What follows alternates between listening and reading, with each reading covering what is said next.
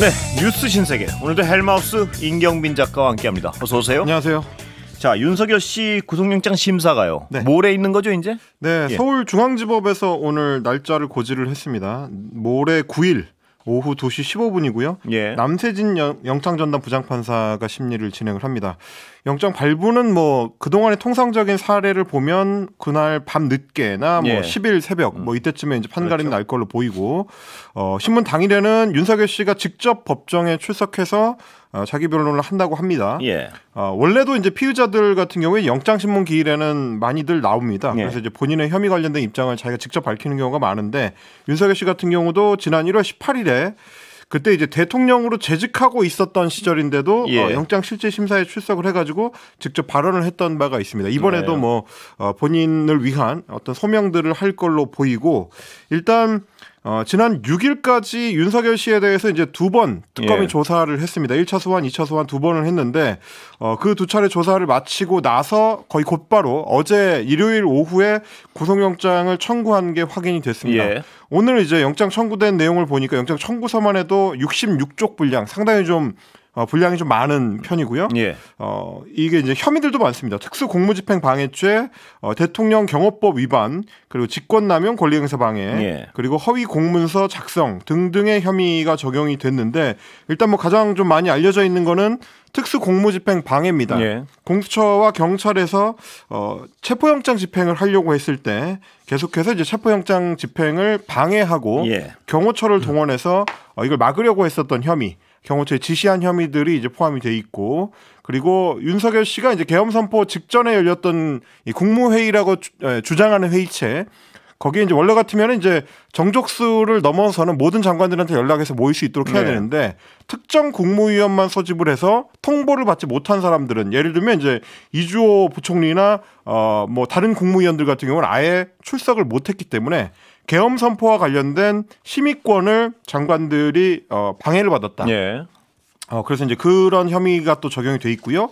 그리고 계엄 선포를 하는 과정이 법률적으로 하자가 있다라는 지적을 받고 나서 허위로 계엄 선포문을 사후에 따로 작성하고 또 그랬다가 또 폐기한 예. 뭐 이런 혐의도 지금 받고 있습니다. 이것도 역시 보도됐던 대로 강의구 전 대통령 부속실장 주도로 이루어진 일인데 12월 5일이니까요. 계엄이 실패하고 난 이틀 후입니다. 그 후에 사후에 계엄 선포문을 따로 출력을 해서 거기에다가 이제 대통령과 국무총리, 국방부 장관의 서명란을 만들어서 예. 이 사람들한테 각각 따로 서명을 받았습니다. 그러니까 계엄을 선포하기 위한 과정으로 계엄 선포문을 결제를 했던 게 아니라 예. 나중에 끼워 맞추기 위해서 공문서를 위조한 거기 때문에 그 자체로 이제 범법이 되는 거고요. 예. 그러고 나서 한덕수 당시 국무총리가 이거 나중에 문제될 것 같다.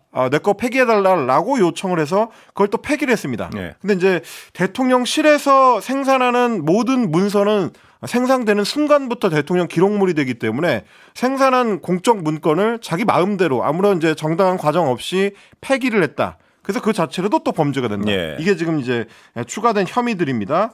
그리고 대통령실 공보 담당 직원들을 동원해서 국내외 언론들의 계엄 선포가 정당했다. 예. 이렇게 이제 홍보하도록 한 거. 이것도 역시 마찬가지로 직권 남용 혐의가 적용이 됐습니다. 예. 다만 그동안 계속 이제 보도가 됐었던 군의 드론 작전 사령부를 통해서 평양에 무인기를 보냈던 이른바 예. 이제 외환죄 의혹.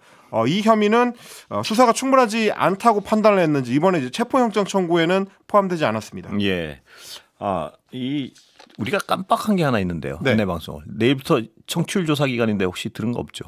내일부터 저희 이제 청취율 조사 기간이 예, 시작이 됩니다. 예. 많은 분들이 이제 이 02로 시작하는 예. 전화를 받으실 수가 있는데 혹시 청취율 조사라고 하면 예. 요즘 이제 뉴스아이킥 재밌게 잘 듣고 있다. 어제도 들었다. 뭐 예. 이렇게 말씀해 주시면 되겠습니다. 예. 안내 받으신 거 아니죠? 원래 외우고 있던 얘기죠, 그거. 네, 뭐 여러 번 해가지고요. 예. 그리고 이제 일단 그 구속영장 청구서에서 주목할 만한 표현들이 있는데 예. 왜 구속을 해야 되느냐를 설명하는 대목입니다. 예. 특히 도망갈 염려를 좀 강조를 했는데 예. 이렇게 적혀 있습니다. 피의자는 법률 전문가이자 자칭 법치주의자라고 이제 따옴표가 돼 있는데 예. 자칭 법치주의자임에도 누구보다 법을 경시하는 태도를 보이고 있어서 유죄가 선고되더라도 판결 결과의 승복갈치 여부가 불분명하다. 예. 그리고 이제 수사 재판 사법 시스템에 대한 비협조적, 부정적 태도를 종합해 보면 수사나 재판을 피해서 도망할 염려가 매우 높다라고 지적을 하고 있고요. 예. 사실 이제 검찰총장까지 지낸 오랫동안 검사를 지냈었던 이른바 이제 법률 전문가 출신 전직 대통령 입장에서는 제가 이 얘기를 들었다면 정말 수치스러웠을 것 같은데 모욕적인 얘기입니다. 예. 많은 국민들이 공감할 표현일 것 같습니다. 예. 그리고 이제 증거 인멸과 관련해서도 강의구 전 대통령 부속실장이 특검 조사 과정에서 윤석열 씨의 진술에 맞춰서 기존의 검찰 진술을 번복했다. 예. 이런 점을 예로 들었습니다. 그러니까 이제 이런 식으로 증거 인멸이라는 게 꼭 증거를 없애는 방법도 있지만 주요 증인들과 말을 맞추거나 예. 주요 증인들을 압박해서 증언을 바꾸도록 하는 것 이런 것도 이제 증거 인멸이기 때문에 이 부분을 지적을 한 겁니다. 예. 그러고 나서 윤석열 씨의 조사에 참여했었던 변호사가 강의구 전 실장의 그 변호인도 맡고 있었는데 예. 그 변호사가 입회를 해가지고 원포인트로 입회를 해가지고 답변을 유도하거나 검사의 질문을 중단시키고 뭐 이런 식의 이제 행위들이 반복이 됐다. 사실상 질문을 윤석열 씨한테 유리한 쪽으로 이제 유도하려고 예. 여러 조치를 취했었다라는 거고요. 반면에 김성훈 전 경호처 차장의 경우에는 윤 씨의 변호인들이 조사에 참여하지 않은 뒤부터 범행 부분에 특히 윤석열 씨의 범행 부분에 대해서 진술하기 시작했다라고 했으니까 압박이 없을 때 증인들이 더 적극적으로 사실 진술을 하는 걸로 봤을 때는 윤석열 씨의 증거인멸 염려가 높다. 이게 지금 이제 영장에 적시된 내용입니다. 그게 그렇게 연결된 거였군요. 그러니까 압박이 없을 때는 술술 진술을 하니까. 그렇습니다. 특검 입장에서는 당신이 나가면 압박을 할 거 아니냐 이 논리도 있는 거군요. 그러니까. 그렇습니다. 그래서 윤석열 씨를 인신구속을 하고 나면 증인들을 직접적으로 압박할 수 있는 방법이 좀 어려워지니까 뭐 그런 부분은 좀 법원에서 감안해달라 이런 얘기가 되겠습니다. 영장 전망에 대해서는 어떤 얘기가 많이 나옵니까? 혹시 일단 들어보신 게 있습니까? 법조인들한테 저희도 이제 취재를 해보면 대부분의 변호사들은 발부 가능성을 좀 높게 보긴 합니다. 워낙에 이제 기존에 구속 취소가 되는 과정 자체가 좀 문제가 있었다라는 지적들이 많이 있었고 그리고 이번에 이제 적시된 혐의들도 사실은 하나하나 굉장히 좀 중범죄들이거든요. 특수공무집행 방해 같은 경우는 사실 통상적으로 봤을 때도 구속 재판을 받는 경우가 많은데 다른 사안도 아니고 이제 경호처의 무력을 직접 동원해가지고 자기에 대한 체포영장 집행을 방해하려고 했었던 혐의이기 때문에 혐의의 중대성은 어느 정도 소명이 된다. 그리고 이제 구속영장 청구서의 내용을 보시면 증거 인멸 부분에 있어서 상당히 좀 공을 들여서 증거를 모았었던 그런 좀 그 정황들이 좀 보입니다. 저희가 좀 전에 설명드리는 것처럼 증인들과 관련된 상세한 내용들이 적시가 돼 있다 보니까 법원 입장에서는 아무래도 지금 이 내용들을 인정한다면 인신구속을 할 가능성이 더 높아 보인다. 이게 대체적인 분석인 것 같습니다. 윤석열 씨가 조사를 받고 나오는 표정에서 좀 어두운 걸 보고 비전문가들은요. 본인도 법률 전문가니까 이제 구속을 예감한 거 아니냐 뭐 이렇게 얘기하는 분들도 있습니다. 표정도 그렇습니다만 이제 지난 토요일에 있었던 그 조사 과정도 1차 조사 때하고는 딱 일주일 간격이었는데 상당히 좀 달라진 분위기였습니다. 뭐 1차 조사 때 같은 경우는 오전에 있었던 경찰 조사 결과 그러니까 조서에다가 서명하는 거를 거부한다든지 경찰의 조사 자체를 받지 않겠다라고 이제 거부를 한다든지 그래서 이제 조사장에 들어오지 않는다든지 이런 행태를 보였는데 2차 조사 때는 그런 일이 없었고요. 원만하게 오후 6시 반 정도까지 이제 오전 오후가 다 조사가 진행이 됐고 그러고 나서도 이제 조서를 검토하는 시간만 한 5시간 정도를 썼다고 하는 거니까 그만큼 본인도 이 사안이 좀 심각하다, 진지하다, 꼼꼼하게 봐야지 잘못하면은 상당히 좀 위험에 처할 수 있다라는 판단을 한 걸로 좀 보이는 대목들입니다. 자, 내란 특검이요. 윤석열 씨 변호인에 대해서도 좀 압박을 하는 것 같습니다. 네, 오늘 좀 화제가 됐었던 게 이 영장 청구서, 구속영장 청구서가 여러 매체들을 통해서 다양한 방식으로 단독 보도가 이루어졌습니다. 그런데 이제 모든 매체에서 공통적으로 하는 얘기가 본지가 입수한 구속영장 청구서에 따르면으로 시작을 합니다.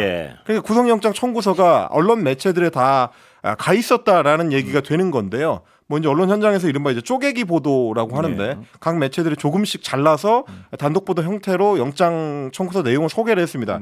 이 부분을 특별검사팀에서 지적하고 나온 겁니다. 윤석열 씨에 대한 구속영장이 변호인단을 통해서 유출됐다라고 이야기를 하면서 이 과정에 대해서 형사처벌 등을 통해서 엄정하게 처리하겠다. 이렇게 얘기를 했습니다. 그래서 이게 유출이 되는 바람에 윤석열 씨의 피의 사실 전부가 공개돼서 심각한 우려를 표한다. 그리고 뭐 유출 자체도 문제지만 언론에 노출됨으로써 진술한 사람들의 심리에 부정적인 영향을 미쳐서 수사 방해로 평가될 수 있다. 네. 그러니까 이제 뭐 아까 설명드린 것처럼 김성훈 전 처장이라든지 강의구 전 실장이라든지 이런 사람들의 증언이 다 이제 그대로 노출이 됐기 때문에 이 사람들이 나중에 혹시 뭐 증언을 또 바꾸거나 부담을 느끼거나 이런 문제가 또 추가로 발생한다. 이 부분을 지적을 한 겁니다. 그러면서 수사 방해이기 때문에 이거는 특검법에 따라서 경찰 수사관들로 하여금 유출 경위를 확인하도록 했고 형사처벌을 할 수도 있다. 그리고 이제 형사처벌 받을 경우는 이제 변호사협회에 통보가 돼서 관련 법령에 따라서 엄정하게 처분이 된다면 이제 변호사 자격을 잃을 수도 있고요. 뭐 정지가 될 수도 있고 이제 이런 문제가 생기게 됩니다. 그래서 이제 기자들이 그게 특검에서 혹시 새 나왔을 가능성은 없느냐라고 했는데 특검은 굉장히 엄정하게 영장 관리를 했고 파일 형태를 공유한 적이 없다. 근데 지금 뭐 저 같은 경우도 오늘 오후에 이제 관련된 그 파일을 받아볼 수 있었을 정도이기 때문에 파일 형태로 돌아다녔거든요. 근데 그게 이른바 이제 스캔한다고 하죠. 문서를 받아서 그걸 이제 복사를 한 내용을 다시 파일 형태로 만들어서 돌리는 거였는데 통상적으로는 이런 것들이 이제 변호인들을 통해서 많이 나오긴 합니다. 오늘 특검의 이제 단호한 태도도 이제 그거를 어느 정도 확인한 결과로 이제 이야기한 걸로 보이고요. 뭐 이게 이제 어떤 의도를 가지고 특검이 사실 통상적으로는 이제 구속영장 관련된 보도가 이렇게 이루어지는 게 거의 관례적으로 있었기 때문에 굉장히 좀 세게 나간다. 뭐 이런 정도는 이제 우리가 알 수 있을 것 같습니다. 이건 제 짐작이지만요. 특검이 변호인들에 대해서도요. 무리한 변호나 어떤 상황에 맞지 않는 변호에 대해서는 하여튼 책임을 묻겠다. 뭐 이런 그렇습니다. 분명한 분위기가 있는 것 같습니다. 특검 초반부터 그 얘기는 상당히 좀 강조를 하긴 했었습니다. 그러니까 사실상 수사 방해에 해당하는 뭐 거짓된 그렇습니다. 정보를 흘린다든지 그걸 가지고 이제 언론 플레이를 한다든지 여기에 대해서는 좀 단호하게 조치를 하겠다라고 했었고 1차 조사가 있었을 때 윤석열 씨에 대한 1차 소환 조사 이후에도 변호사들을 수사 방해 혐의로 입건을 해가지고 지금 이제 수사가 이루어지고 있는 상태거든요. 변호인들로서는 부담을 가질 수밖에 없을 것 같습니다. 그렇습니다. 2차, 3차 압박을 통해서 사실상 윤석열 씨 측에 이제 언론 플레이를 좀 방지하겠다. 그런 것 같습니다. 이런 취지로 좀 읽히긴 합니다. 그런데요, 윤석열 씨가 그 김용현 전 국방부 장관 공간 압수수색과 관련해서도 뭐 했던 얘기가 좀 드러나는 것 같습니다. 네, 뭐 이것도 역시 마찬가지로 영장에 들어가 있는 내용들인데요. 대통령 경호처 관계자들한테 직접적으로 윤석열 씨가 어떤 지시를 했는지가 증언을 통해서 영장에 담겼습니다. 12월 8일 경찰청 국수본에서 윤석열 씨와 이제 국방장관의 관저에 대한 압수수색을 시도했을 때 이걸 막아라라고 당시 경호처의 박종준 처장이랑 김성훈 전 차장한테 직접 지시를 했습니다. 오전 11시쯤에 김성훈 차장한테 또 전화를 따로 해가지고 이때도 이제 비어폰을 썼는데 국방부 장관 공간만 생각하면 안 되고 그 공간이 관저랑 다 묶여서 대통령 관저랑 다 함께 묶여있는 군사보호구역이다. 그러니까 공관촌 전체 일대 거기 뭐 외교부 장관 공간도 있고 뭐 다른 합참 의장 공간도 있고 이제 다른 그 공공기관장들의 이제 공간들이 몰려 있거든요. 이 공관촌 내로 아예 들어오지 못하게 막아라라고 이제 지시를 했고 그런데 나중에 경호처가 협조를 하면서 경찰관 한 명이 공관촌 내로 들어온 거를 확인하고 나서 오후 2시쯤에 김성훈한테 다시 전화를 해가지고 그걸 왜 들어가라고 하냐. 들여보내지 말라고 했잖냐. 뭐 이런 식으로 이제 질책을 하는 내용도 이제 들어 있습니다. 그리고 내가 그렇게 들여보내지 말라고 했는데 너 처장한테 이 얘기 전달 안 했어? 라는 식으로 이제 굉장히 좀 강하게 질책을 하는 그런 내용들도 이제 고스란히 담겨 있고요.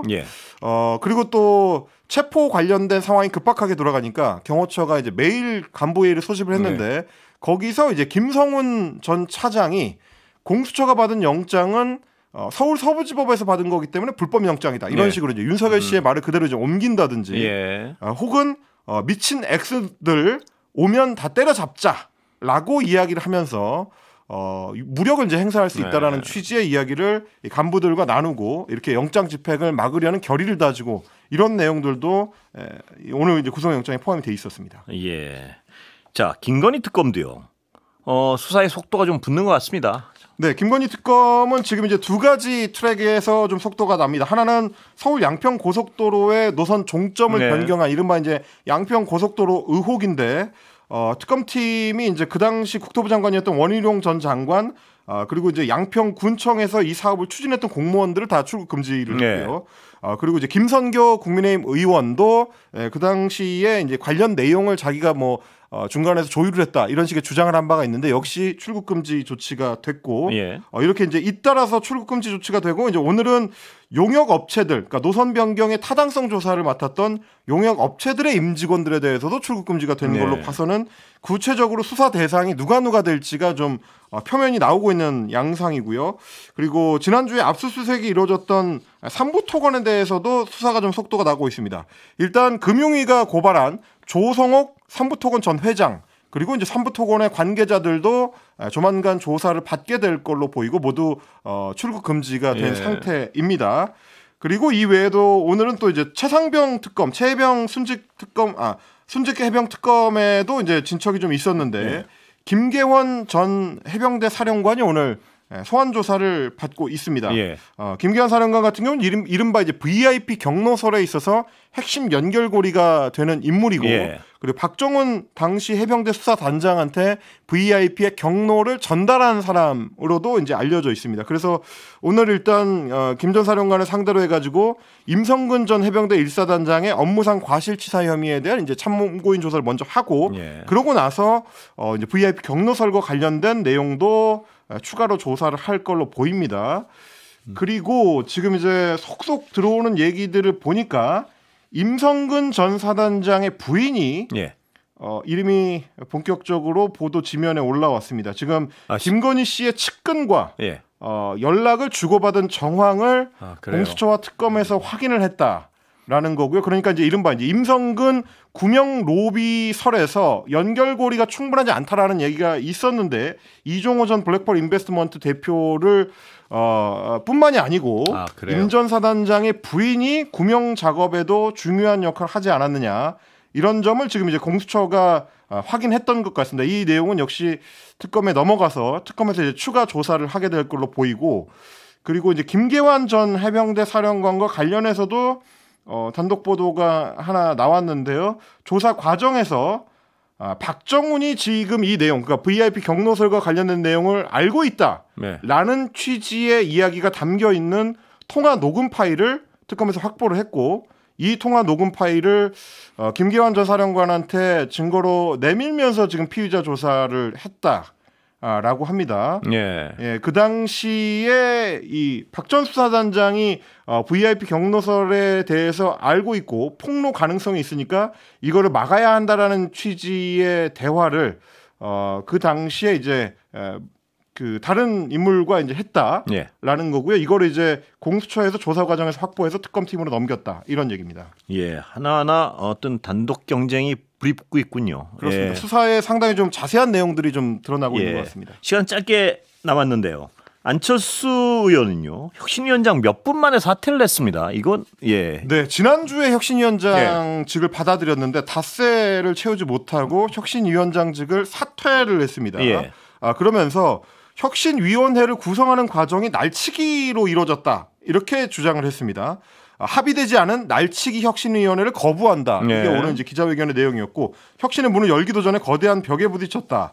인적 청산과 혁신안을 통과시킬 의지가 현재 비대위에 없다라고 작심 비판을 하면서 본인은 이번 그 당대표 전당대회에 출마해서 혁신을 완성하겠다 이런 취지의 이야기를 내놨습니다. 사실상 이제 당대표 출마 선언에 해당하는 이런 내용이고요. 추가로 보도된 내용들을 보니까 당 대선 경선 당시에 이른바 후보 교체 논란이 벌어졌을 때 그때 책임 있는 의원 2명을 청산 대상으로 거론을 하면서 송원석 비대위원장한테 수용해달라고 요청을 했는데 거부를 당했다는 거죠. 그러면 당연히 이제 그 핵심 의원 2명은 당시 당 지도부였던 권영세 전 비대위원장 그리고 권성동 전 원내대표를 이야기하는 걸로 보이는데 이런 부분에서 이제 충돌 끝에 출마 쪽으로 선회한 걸로 보입니다.